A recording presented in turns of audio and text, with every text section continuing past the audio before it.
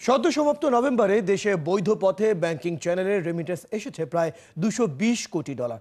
দেশীয় মুদ্রায় যার পরিমাণ 26,394 কোটি টাকা।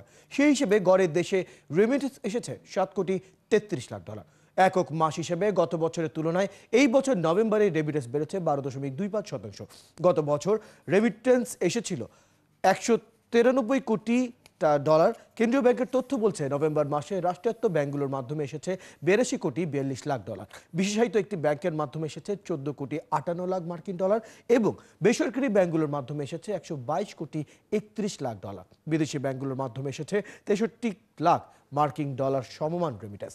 আর চলতি 2024-25 অর্থ বছরের প্রথম 5 মাস অর্থাৎ জুলাই থেকে নভেম্বরে 113,73 লাখ ডলার রেমিটেন্স এসেছে।